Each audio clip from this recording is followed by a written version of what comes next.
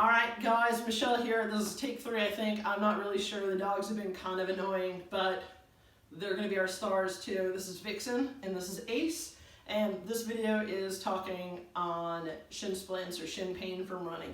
So we get shin splints and shin pain from running because we started doing something that our bodies weren't used to. So what that generally is each time we land, every time we step, we kind of force ourselves into dorsiflexion, and that muscle, that plantar flexor is the one that goes down, gets pulled on. And so every time we land, we get this muscle pulled on, and this muscle on top isn't really ready to take on that heat yet. So we need to, one, get used to the motion, and one of the things we can do to get used to the motion is to make sure we are stretching and strengthening the appropriate muscles. So the following 5 exercises, are going to be for mobility, and then I'm going to do a second video to talk about our strengthening exercises.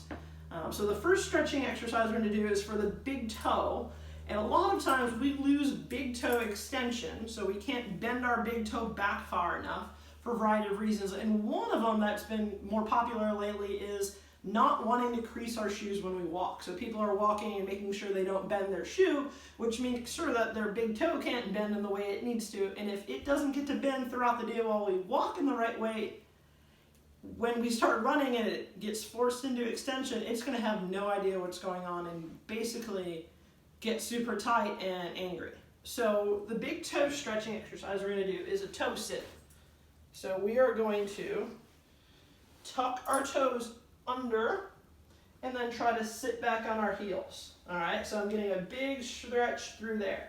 If that's too much, all you do is kind of lean yourself back out of it and take on to as much stretch as you can. We want to hold this one for up to a minute, and you can kind of go in and out of it for that minute if you need to, but our goal is that you'd be able to sit on your toes for a while, and you can kind of rock those heels in and out. You're going to feel that stretch a little bit differently, and that's good. We want to make sure that we keep that motion available.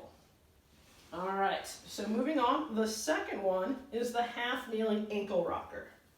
So we're going to put our foot down and our back knee down and be in a lot of 90-90 positions. I'm going to use my opposite hand to hold my heel to the ground, and my forearm is going to help push my knee past my toes till I feel a stretch. I'm going to rock back and forth 5 times. After 5 rocks, we're going to do giant circles. So still trying to keep that heel down and getting all edges around, and then 5 circles the other way. You'll notice I'm not quite doing the full stretches like I said in the counting because we want to make sure we get all through these. The third stretch is going to be a down dog pedaling. So we're going to get into a push-up position, push the ground away and our heels up to the ceiling, and you're going to pedal your feet. You're going to bend one knee and push the opposite heel into the ground, and you probably can't see that, so I'm going to move myself up here, push myself up, push the opposite heel on the ground. We're going to go back and forth 10 times. As I can feel it, my left one is a little tighter than my right one. All right, so that's down dog pedaling. Our fourth one is going to be seated ankle cars. All right, we're going to keep our hands, keeping our knee in position. Our heels are going to be down in front of us, and we're just going to slowly make the biggest circle we can with our ankle. So we're trying to figure out how much range of motion we have. We're going to do 4 circles clockwise, and then 4 circles counterclockwise. And you may have heard that click. That click is quite all right. A lot of times it's just a tendon moving or air escaping a joint. If it's painful though, don't force it. All right, so that was ankle cars, and the last, ankle cars. The last one is going to be knee cars. I'm going to turn myself to the side. I'm going to ask my assistant Vixen to sit down right there. Nope, sit down right there. Nope, you're not doing it right. All right, you stay away.